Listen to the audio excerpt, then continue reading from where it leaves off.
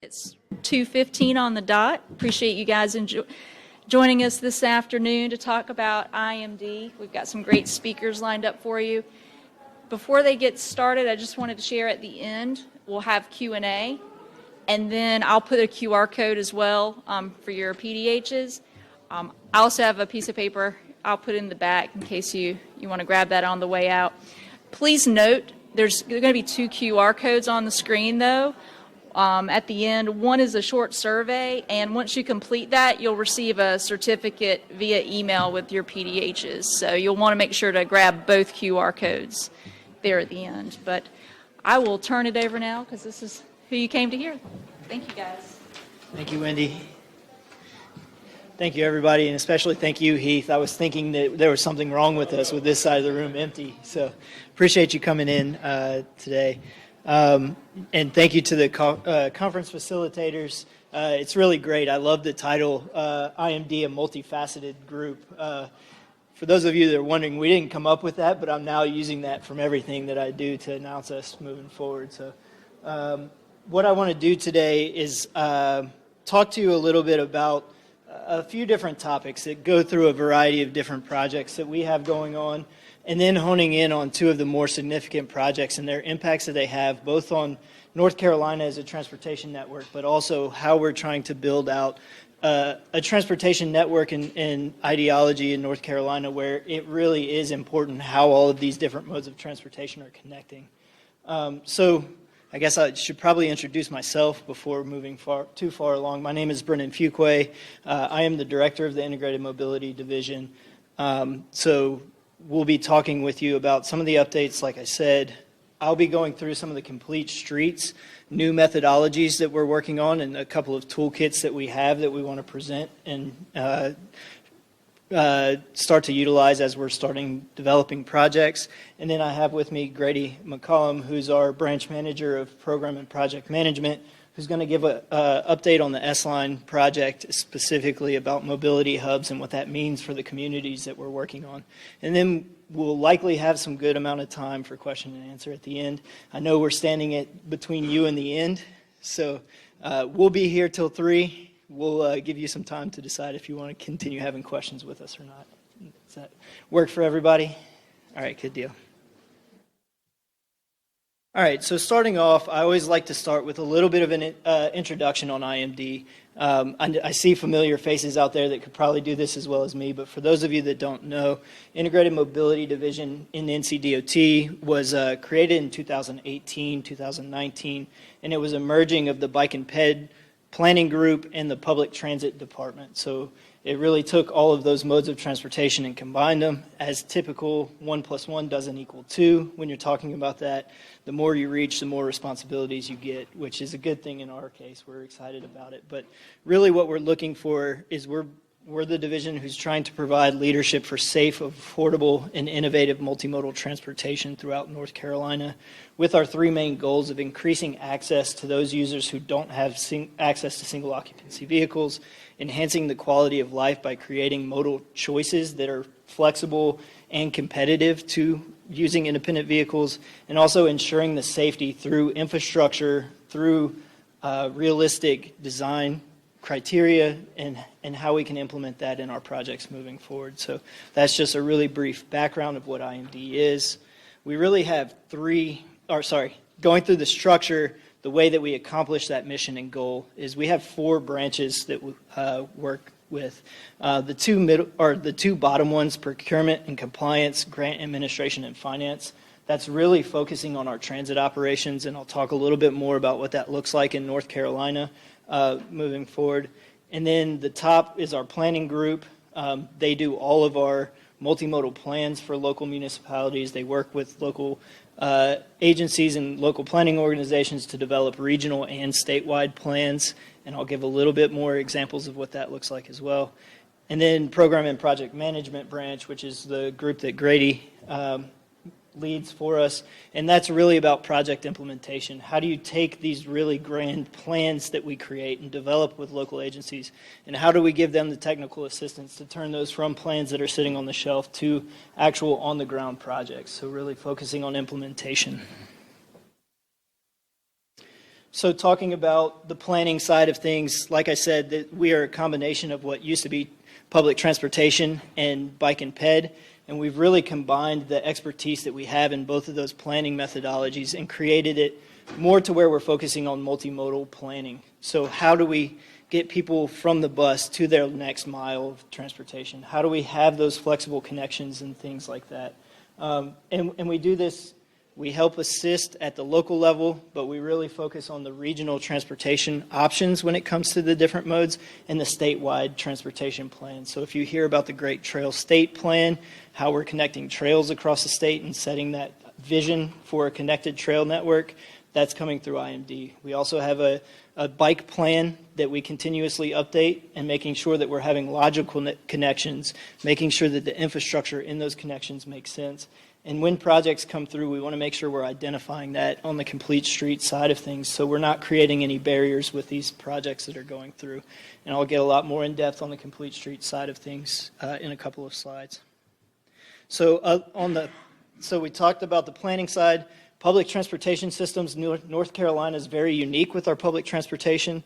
We have coverage in all 100 counties in North Carolina. That consists of 98 transit agencies. We're one of 5 states in the country that has full coverage when it comes to public transportation.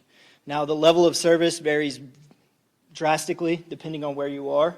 If you're in a metropolitan city like Charlotte or Raleigh or anywhere on the Piedmont, you're going to have a lot more connection when it looks like traditional public transportation with fixed route bus services, light rail, things like that. On the rural side, it looks very different. You're talking about on-demand transit, meaning that you have to schedule your rides. Those are usually medical-focused rides or getting people to jobs and goods and services and things like that. But overall, with our 98 transit agencies, we are doing about 50 million rides per year through that. We are slowly creeping up to our pre-COVID ridership, which was 70 million. One of the really encouraging things is that we lost over 50% of our rides during COVID, and the increase that we've seen over the last couple of years has continued to go up by double digits, with a 12% ridership in the last year, ridership increase in the last year, which was really impressive there. We also look at this as economic benefits. We make sure that we measure the impacts that we're having. So we're talking about over 12,000 jobs in the state, and we're talking about over $1 billion in economic development by getting people to jobs and opportunities and things like that. So we research all of that, making sure that we're showing the benefits to public transportation in the state. And then finally, our third focus is on implementation. Like I said in the beginning, we focused on planning. Planning is our bread and butter, helping people get plans out there to identify what their transportation network looks like. And the reason that we focus on that is because we have some money that we can put towards that. Feasibility can get paid for from federal funds that come through us with FTA. We have state dollars that can go to the planning side of projects. But if you look at when we go to preliminary engineering, environmental, final design, and construction, those funds have to be local or federal. There's no state dollars that are going to bike and ped infrastructure in the state. There are some state funds that go to transit operations, but when I'm talking about building out infrastructure, it becomes really difficult. We sell these big plans to local agencies, and then we don't have the easiest avenue except for saying, if you guys can pay for it, you can build it really easily. So one thing we're trying to do in IMD is really focus on what technical expertise can we produce that really helps local agencies identify funds, whether it is local or federal dollars, and also how to apply for that, how to make sure that you're being compliant when you do federal projects, because that's scary for local agencies. Before NCDOT, I worked for the city of Raleigh. We tried not to use federal funds as much as possible because you have to do a lot more things with Davis-Bacon Act and all of those additional compliance things that you have to do. So we want to make sure that we're providing the technical assistance to get folks as much money as possible, and also that they're spending and obligating those funds. So, what does that look like as far as budget for us? We typically are getting around $70 million of state funds. Majority of those funds are going towards matching federal funds when it comes to the operations of public transit. So that's typically 80-20 money when it comes to it. So You can imagine if we're getting $60 million in federal funds, a significant portion of our $70 million in state funds is going towards that match.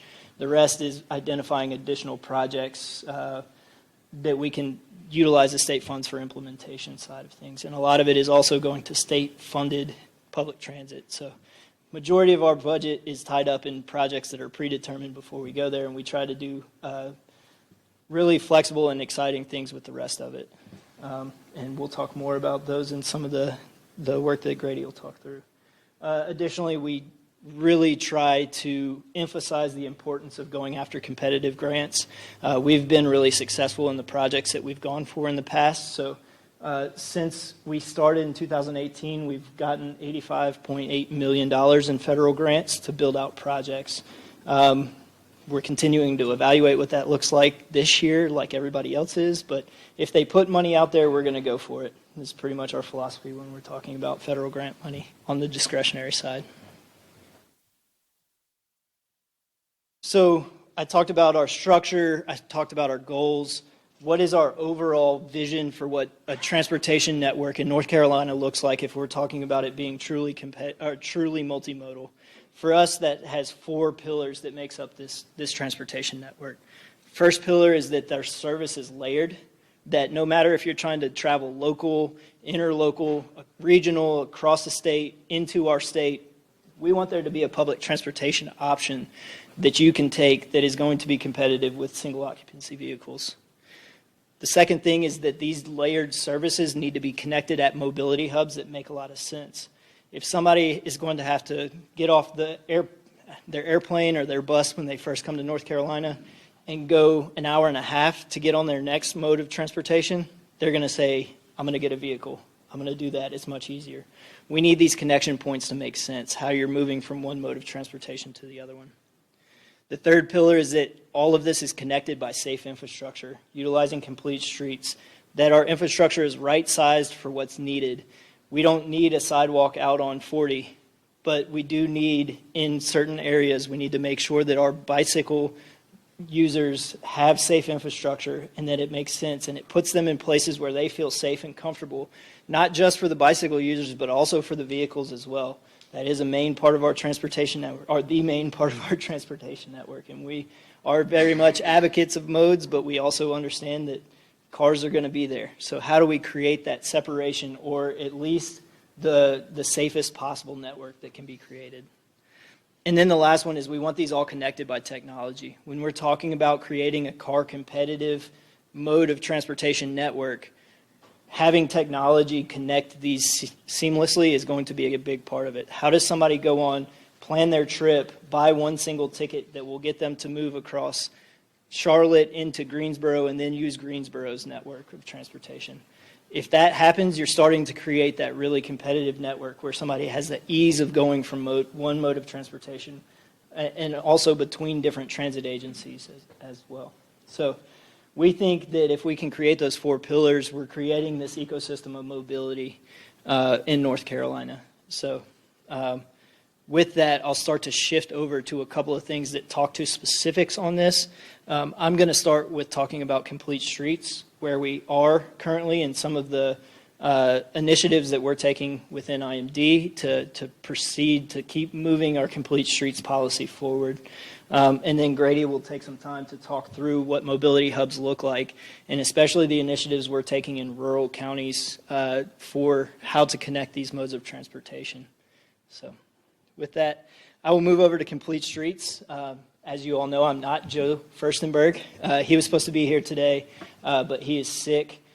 He is our guru when it comes to complete streets. He's our complete streets program manager. I am going to wing it, and he gave me several pages of notes that I'm going to cover for you. But I'll do it.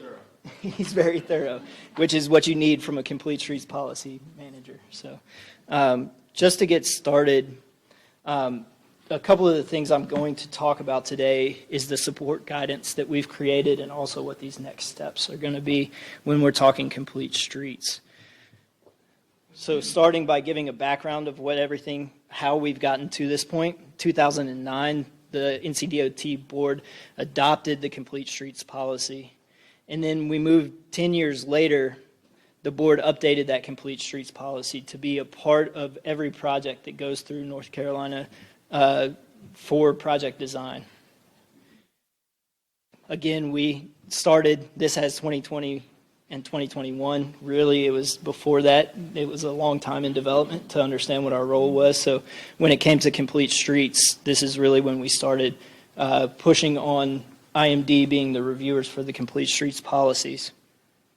And then in 2022, we did some implementation updates, and what we did was we made the evaluation process much more transparent. We wanted to make this something that was usable and understandable from both the designer side of point of view and those that are doing the design work and doing the reviews within the state. So that was that, releasing the evaluation methodology so people could understand why projects were getting the recommendations that they were. And so this brings us to where we are now, where we're bringing out some new updated guidance for both how to implement complete streets on maintenance projects and also producing a practitioner's guide for design flexibility. So when we do get to these questions on what can be implemented, there is some design flexibility inherently built into the complete streets process. So complete streets, this shows that it touches a bunch. Whenever there's an update to the design manual, we make sure the complete streets policy is updated as part of it. We want to make sure the website has the correct information and most updated information.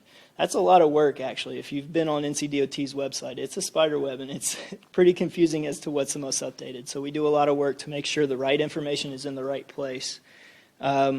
We want to make sure that we're working with our different units like traffic safety and PMU and making sure that we're working with all of them to make sure they're up to date on the practices and policies when it comes to complete streets. So in all of this, we want to make sure that there's internal and external stakeholders understand where we are in the process and where we're going with things. So starting with the maintenance program guide, we've developed a draft guidance, and I do want to emphasize, it's not highlighted up here, but I will. It's a draft guidance that I want to present to you, incorporating complete streets elements into the evaluation and scoping of our maintenance and resurfacing projects.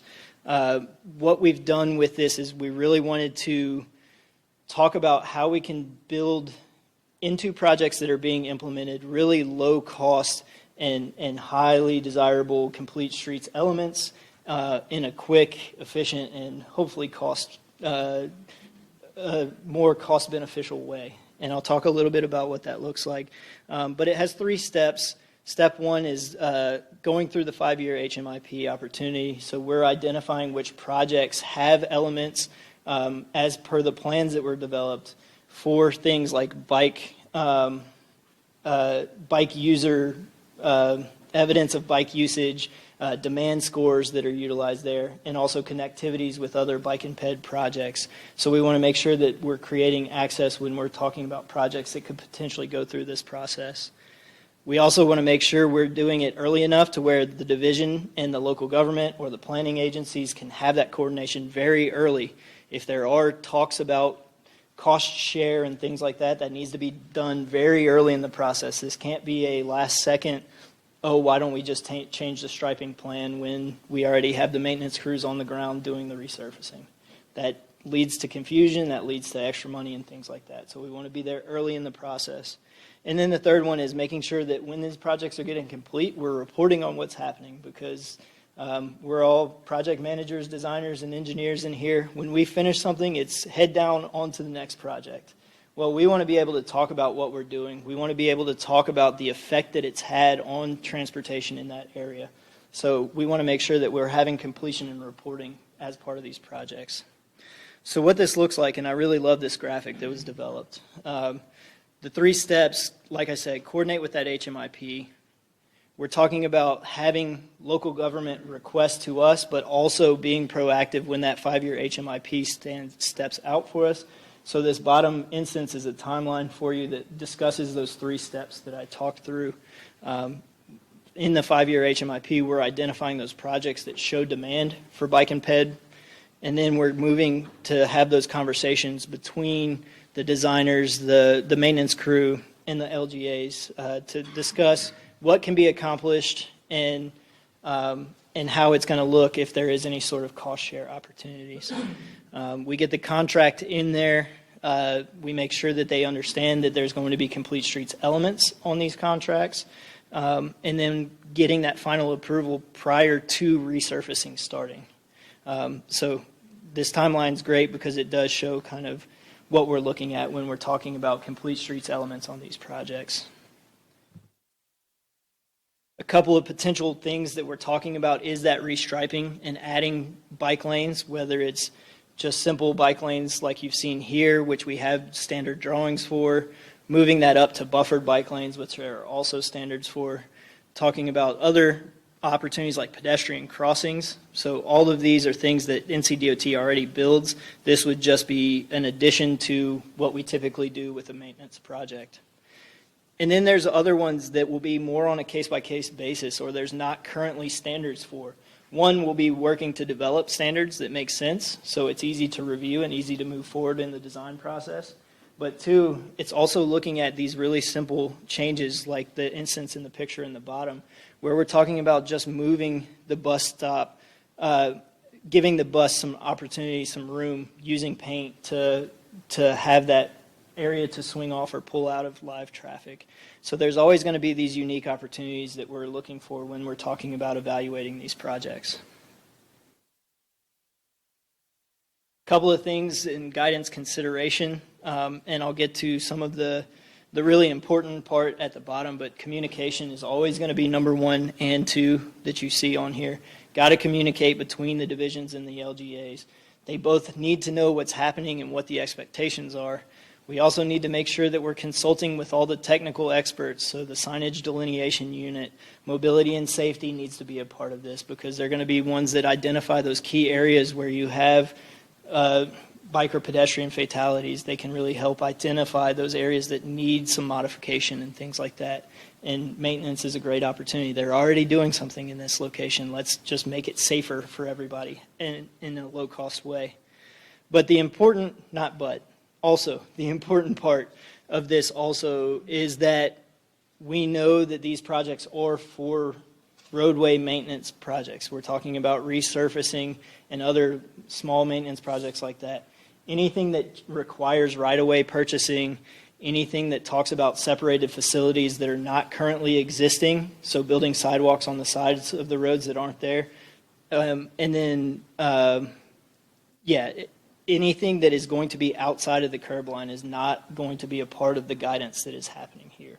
That really allows us to move quickly. That really allows us to hone in on what can be done as part of this project, and it keeps the budget in check. As soon as you start talking about right-of-way purchasing, utility relocation, any of those opportunities, the price is going to go way up and not fall within the maintenance purview of what they can do as part of their contract.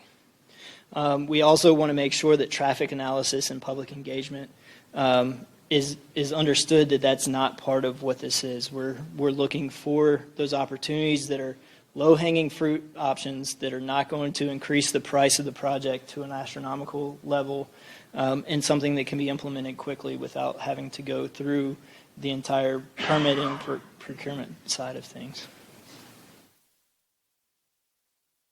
So what are the next steps? We're continuing to go through final review with the Division of Highway Leadership. We want to make sure this has buy-in for those that will be implementing it. That's a big, important step that we have to go through.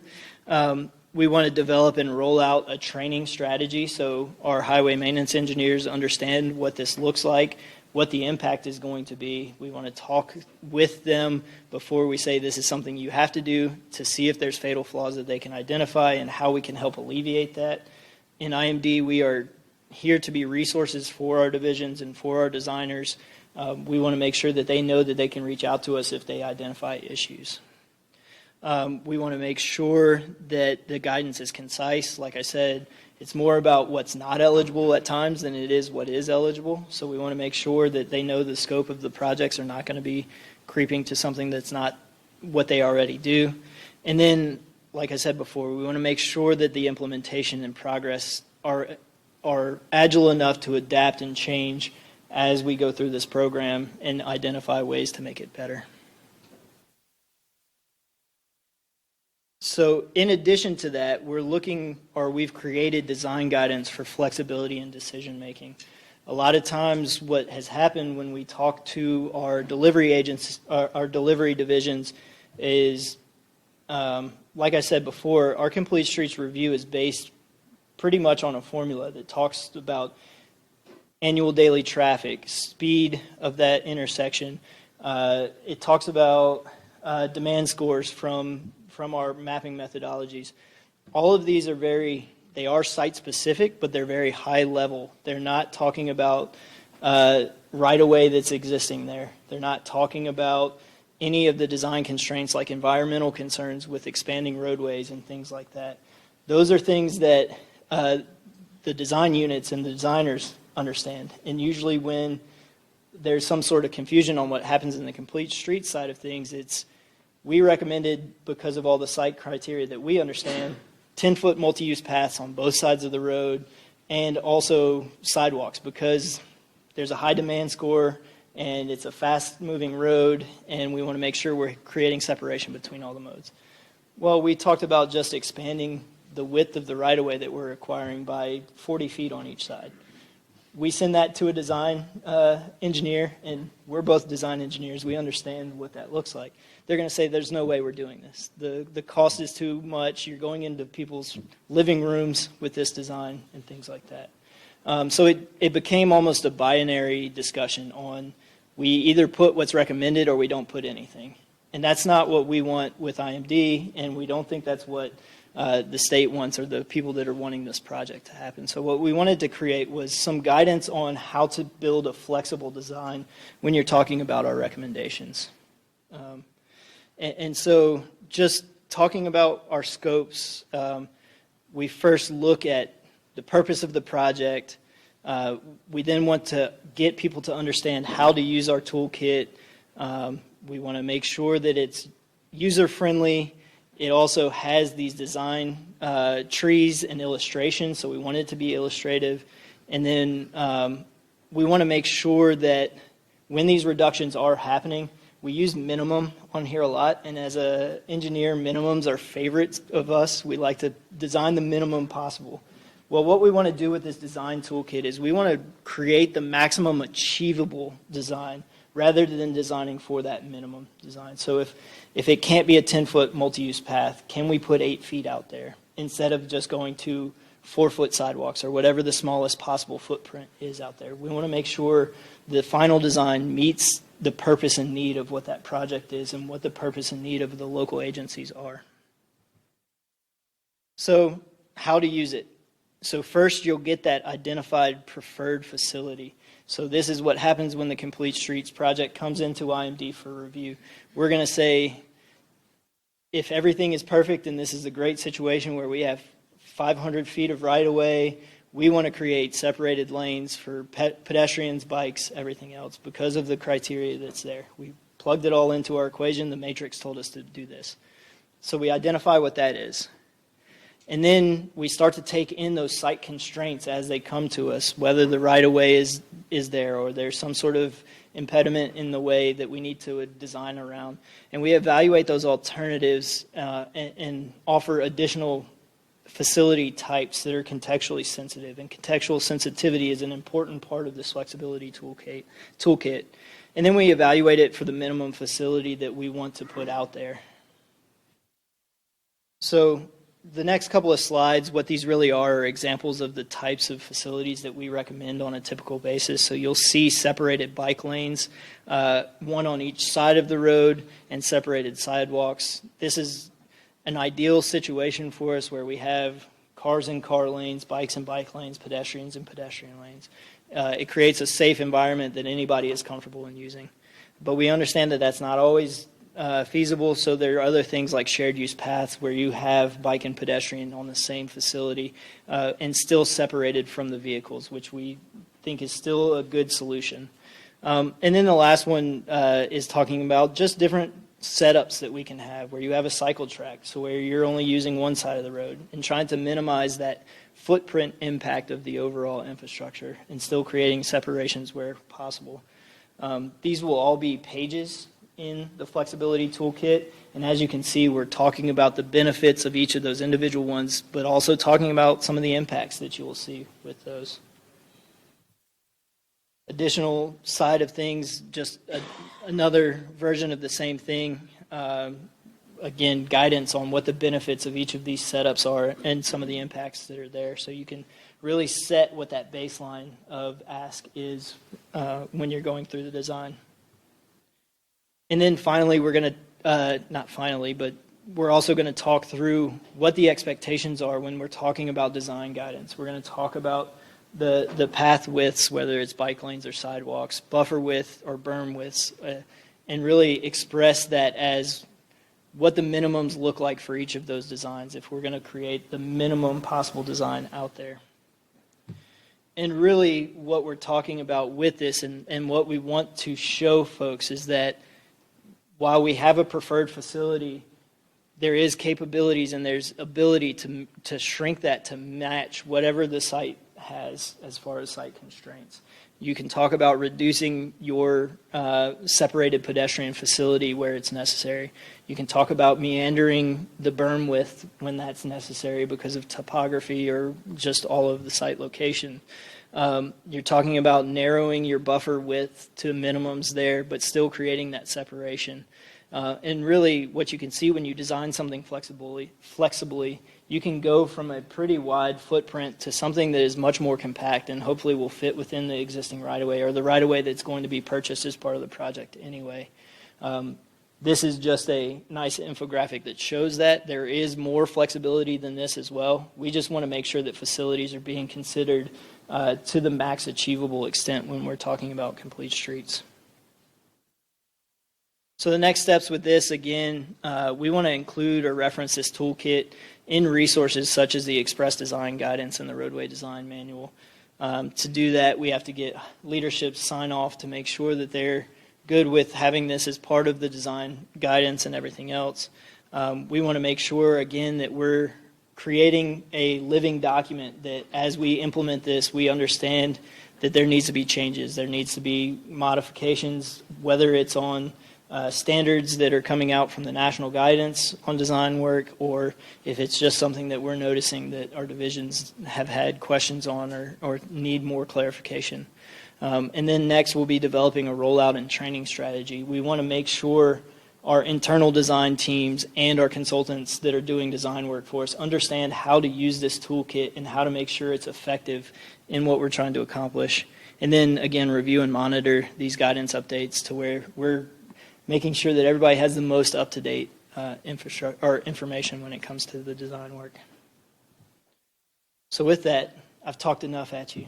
I'm going to hand it over to Grady to give an update of where we are on the mobility hubs. Thank you.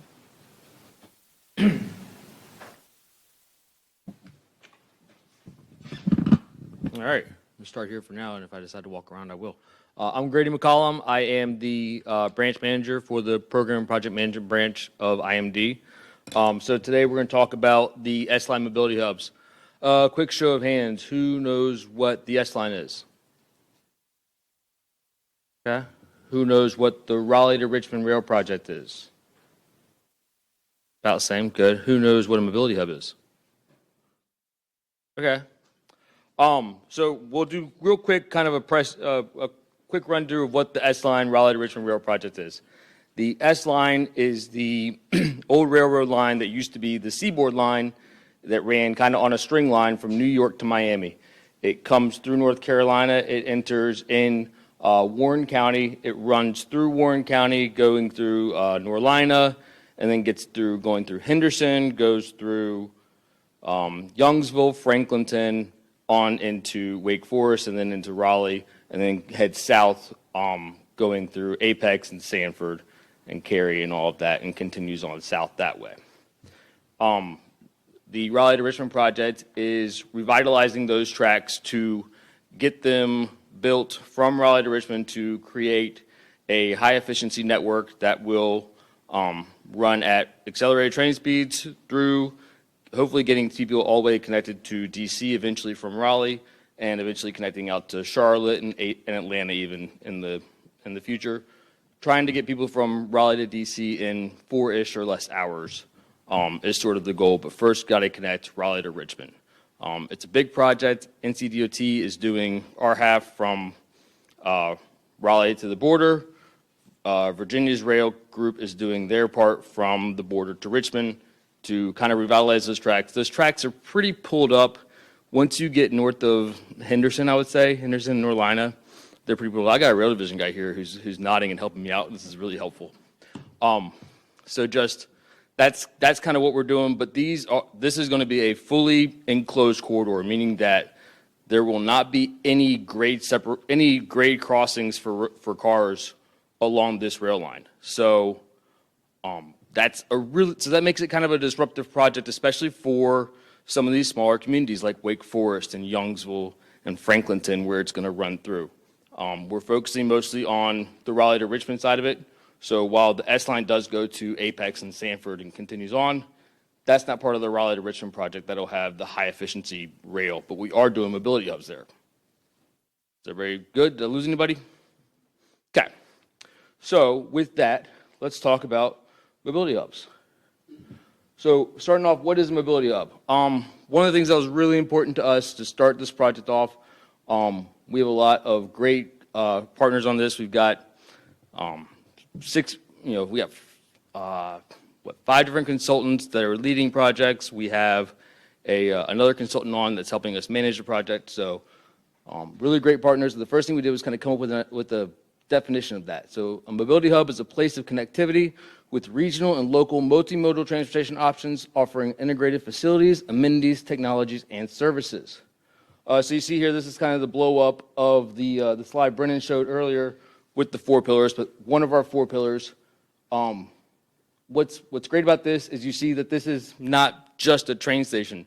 You don't just drive, park your car there, hop on the train, and go and leave your car there until you come back. We're trying to make sure that there's green space here, there's community anchoring here, there's also other modes of transportation. There's integration with transit, integration with micromobility, available EV charging and things like that. Just other things to get people moving in other ways, and also, especially as many of these old towns, these rural towns were built on the train line, the train's coming right through downtown. When we do that, if we go and just put a 90-stall parking lot right in front of the train station, then all those little businesses and coffee shops and things like that don't have a place to grow anymore. They don't have easy access to economic development, things like that. So really being mindful of what this looks like in their town and what this can offer to their town. And as these towns are trying to revitalize their downtowns, throwing a big parking lot in there is really going to mess things up. So making sure that we're able to tie into other ways for people to get around. Before we did this mobility hub study that we're doing now, we did a transit-oriented development study. Again, led by VHB. This was a great study to kind of give them some ideas of what things they need to do to get ready for the train coming and also other transit opportunities that are going to come with the rail coming back. And making sure, they're thinking about what ordinances need to be adjusted, what projects they need to look at, where are there gaps in their multimodal networks that'll really help transit come back to life in their communities. So it also gave us a great blueprint for where these mobility hubs could fit and how they go. They had to be on very specific sections of track, and we really had to kind of limit our options because of that. So having this kind of really nice early planning document really helped going forward with this study. So an example mobility hub. I love this slide for a couple reasons. One, it shows sort of this kind of new thing. Oops, that's not good. It shows kind of this newish mobility hub style on the left here, where it says Tulsa Transit. That's much more urban looking, but a lot of what we're looking at is trying to make this, with this brick front here, kind of looks like one of those rural downtowns a little bit, and it sort of fits in a little better. So here you've got all of your different pieces, everything from charging stations and a delivery bot to a little side parklet, some bike lanes, a little cafe, a bike share, and all of these things in between. What I don't see here is a transit pull-through, but that's also a really important part, is making sure that transit and Uber and Lyft have kind of a place to connect people here. So, community updates. So here's our timeline. So what we're doing with this project is we have 7 communities. We have Sanford and Apex, which are south of the Raleigh to Richmond project, and then we have Wake Forest, Youngsville, Franklinton, Henderson, and Norlina. 4 of those communities are going all the way through to preliminary engineering on this one, and 3 of them are stopping at, we're going to stop at feasibility and now stopping at NEPA. So Youngsville, Franklinton, and Apex going through NEPA, the other 4, Wake Forest, Sanford, Henderson, Norlina, going through 30% design. That's where we're funded to now. We do have funding for Wake Forest to move past 30% design into final design and parts and construction, and we are working on grant funding. Again, as Brendan mentioned, none of this is state funding. This is all local funding with federal match. So finding these competitive grants that are, less frequent right now is really important for the vitality of this project. So where are we right now with this? So Apex is finalizing their feasibility study. Youngsville is in the NEPA process along with Franklinton. Henderson is also finalizing their feasibility study. They just picked a site very recently. We'll talk about that in a minute. Norlina is finalizing its feasibility study. Who knows where Norlina is? Okay, Norlina is Warren County. It's kind of in this little 3 municipality section of Warren County, about an hour and 20 minutes north of Raleigh. Sanford finalizing its feasibility study, and Wake Forest is going through NEPA. So what we got community-wise here? Start with Apex. So one of the things that Brendan talked about that's really, really important is maintaining access or providing access. And again, this rail project is going to be disruptive. Apex doesn't have new rail coming through there, but they don't have great crossings for how to get people across the rail. So one of the things we're always looking at with these is how are we going to get people from one side to the other? How are we going to enhance their crossings? It's great to have a bike ped network on one side and a bike ped network on the other side, but if they don't connect, they're not useful. So making sure that we were making those connections is really an important part of this. This here, unfortunately, doesn't have any labels on it, but that is at the top there, that's Salem Street. And then I think that is Moore Street is right there, but Salem and Williams is that area of Apex where we're looking at for this. And this is something that, again, this is a project that gets a lot of public input, and we have to go to council because this is local dollars. So making sure that they are approving their sites, approving where we're going to put this, where we want to put this, and how we're designing it's really important. Because we want these to be community anchors. We want these to be something that the community can build up around. And so a lot of community input, a lot of public meetings. Our crew's done a great job with getting out. Apex and all of our communities have been great partners for this. But this is this is kind of where we are now, trying to sort of draw up some concept plans of what this is going to look like. Moving on to the next one, Youngsville. Youngsville is one of the more tricky ones. Again, this one's only going through feasibility study. But you see here, this one looks a lot more conceptual. The reason for that is in Youngsville, the rail is going to be run through a trench. It's going to go below grade. And so that's going to keep a lot of their connections open, which is great. However, it means that we've got to put this mobility hub kind of on a bridge, which means any sort of plumbing or anything like that for restrooms or things like that, we've got to figure out how to get into either bridge infrastructure or get it just off a bridge so that it has a place to be working, which makes it a really kind of tricky space requirement. And that's why this one sort of looks a lot more linear in nature, where it's sort of running along 2 sides of the tracks there to really try to fit all of this stuff in and still provide it something that meets the character of Youngsville and allows them a connection to the rail when they have the ability to get service. But it's kind of fun to have to make that design challenge and sort of figure out, because all of these communities are so different, and as you're talking to them and stuff like that, really trying to figure out what they want and what they need. Youngsville is a very, very tight, compact downtown. So like, they were like, a lot of parking would be great, but where are you going to put it? Okay, well, we won't have to worry about parking so much. What can what can help you offset that you're not going to get a lot of parking out of this because you don't have a place to put it. And so, talking about adding on better bike infrastructure, adding on better sidewalks, giving them more multi-use paths. Youngsville has a brand new city plan or community plan that's going to do that. So tying into that with this multi-use pass on the side here is really helpful for them to get access to this. Franklinton. Franklinton is one that has a little more space. They're a little more open, and they this location here is along a kind of an unregulated parking lot area. And so formalizing that parking lot was something they were like, hey, this will get us more parking so that, someone doesn't like parallel park their truck across 3 spots. We'll formalize that and we'll get more parking for these businesses that really, really need it. They have kind of built up these businesses and have set up this sort of parking area, which is great.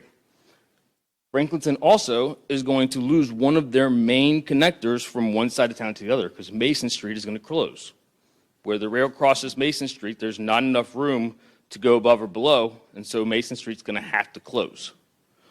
So one of the big things that we need to do is make sure we give them the underpass you see here with the switchbacks to give them at least a pedestrian and bike crossing to get from one side to the other and make sure this stays a continuous town. We are doing improvements to Green Street, which is a little bit further outside of this little walk shed, but that is something the rail is doing. But making sure that we don't lose Mason Street completely is really important here. But you can see, that's a big engineering construction challenge. Like that's a big project that we're going to have to look at a lot for funding and how we're going to do it, and how rail's going to do it, how we're going to help with that, and how we're going to tie into that. I like this kind of more fully realized rendering of this mobility hub. You can see where we have the parking lot kind of in the back. You see the transit pull-throughs and stuff like that, working with some of those rural transit agencies that we have here in the state that are great, making sure we're building them up and giving them a chance to say, hey, we've got this thing that really ties in well with transit. How can we get you guys here to be more efficient and, do your service for cheaper cost? And then cafe space. This is one that's always really popular with all of our communities, is they want places to gather again, as opposed to driving in their car to get into, a building, getting out of the building they work in, get back in their car and go. They want a place to gather in their communities. They've lost that a little bit, and so they want that back. And these outdoor cafes and outdoor parks and things like that are really great for that. Henderson. This is another fun one. This building here is owned by the city of Henderson, and it's, I believe it was built in the 1920s. It's the First National Bank building, and it's a gorgeous building on the inside. It's also been sitting around for about 50 years, and it has about 50 years of sitting around issues, meaning that most of the interior of that building is not going to work out. And so we went to Henderson's council with 2 different sites, one being this building, which they really love and own, and the other being the old station that has new tenants in it that do work out of that. And they were like, we really have like this one chance to kind of go after and do this building. Let's just do it. And so now we are working with this building, and how are we going to, take this and turn this into a place where, 1, you can get onto the rail, but 2 is a nice community space for gathering, to give them an indoor event space potentially like a Raleigh Union Station can be. And also, how do we connect it to other services? Behind this building is the rail line with pretty limited space for like emergency services should something happen along the rail. And then behind that is, a more open area that we can put some of these mobility hub things. But now we've got a bridge across the rail line to tie into, again, this building that never needed a bridge foundation into it from the 1920s. And so it's a really exciting and fun opportunity. This one's another great one to kind of show you. So this image on the left is actually from the TOD study. If you see the blue bridge over the rail kind of going up, that's about where this bank building is. So this building was identified in the early study. which gave us a lot to kind of start with, which was great. And, we knew that if we used this building, we were going to have to do a bridge across to get into it. The building needs a lot of work from what we can tell. The interior of the building pretty much is a full demo job and redo. And so that's, a big cost and a big expenditure, but, what a great asset to have in your downtown and what a cool way to keep it involved into these rural towns, which was really important to us, making sure that we're working with the character of town. Here we don't have to worry about what the character of town is. We have the character of the town. And so that's really helpful to have. So it's a really exciting one. It's a gorgeous building. I'm excited to see it when it gets done because it's got these cool glass, stained glass skylights in it and stuff. It's really fun. And Norlina. So Norlina is another interesting one where we have a ton of space. Norlina's downtown is relatively sparse as far as buildings that are there, so we have a lot of space to work with, and the question kind of becomes, how much space should we take for this, and how much should we leave for the development that comes out of this? Talking with our transit-oriented development study and those people and our economic developers and things like that, taking all that space doesn't matter. There's a whole, as you look at these two pictures on the right, that sort of top triangle quadrant there is a whole nother lot that is pretty much vacant and wooded. And we were at first considering using either that lot or both of the two together, which was 8 acres of mobility hub. It's a mobility hub amusement park if you want. So, parsing that down and pulling that down into something tighter was really important. Making sure, and then, Norlina is a small community. There's not, most of the people that are coming there are going to be coming from further away because there's just not the population center there to do it. But making sure that we give them something where, again, CARTS operates in this area, again, CARTS with the K, and making sure they have a place to come in. But so what we did was we had a design workshop there and had artists there to draw out these mobility hubs as people from the community were talking about them. So we're designing these in real time as people are, groups of 8 are just kind of hanging out at a table talking, hey, I want this, let's put this there and pull and squeeze. And then the artist is just drawing it up and giving us these great images to put in our report to go after more grant money. On the left there, that's another one from the TOD study. I love showing the little playground there because it gives us that more community feel. But again, really trying to tie these things into how this community wants and what they want, and lots of public engagement.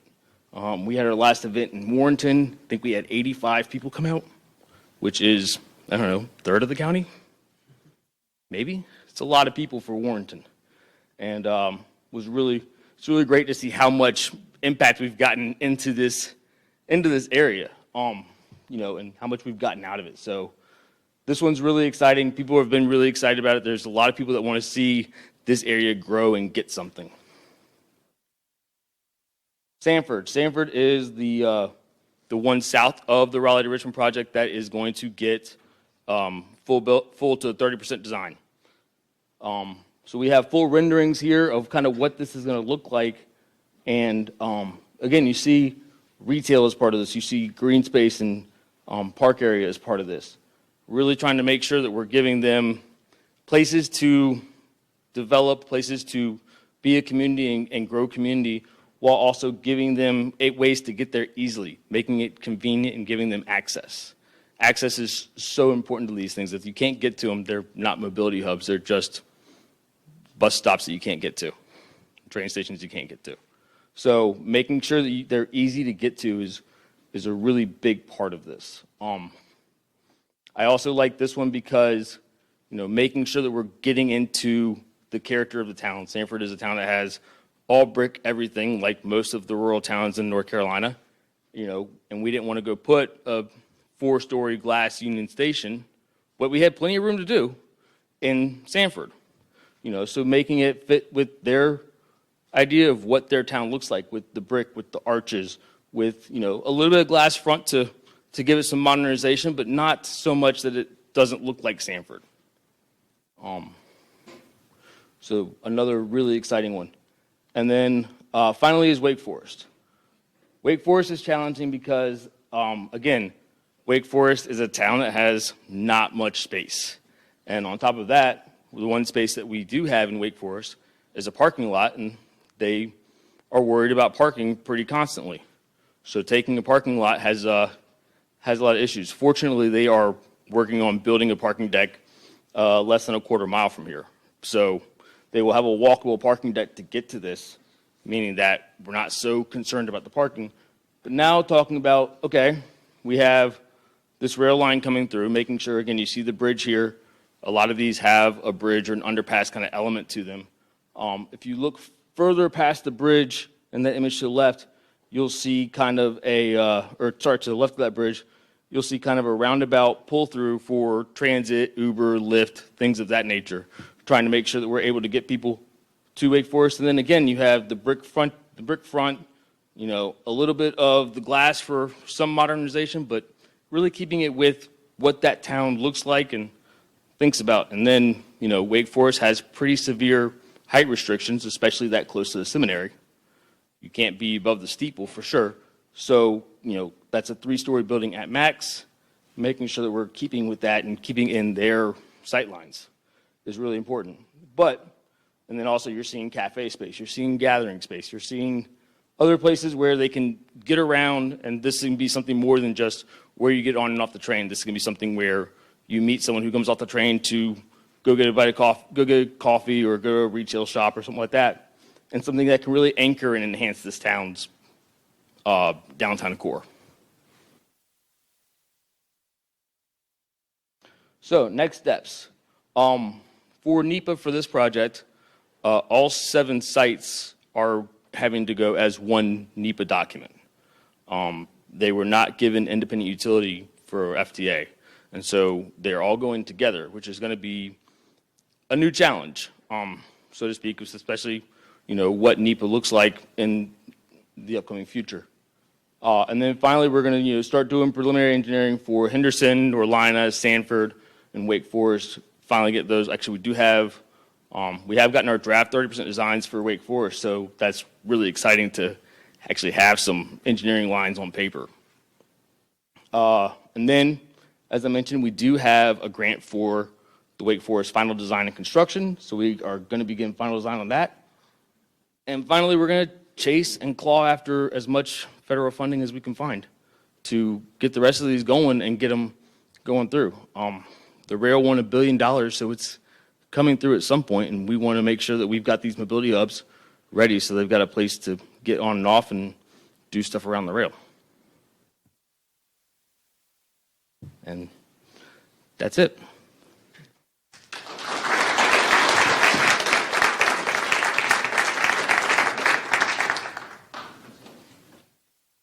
Do you all have any questions?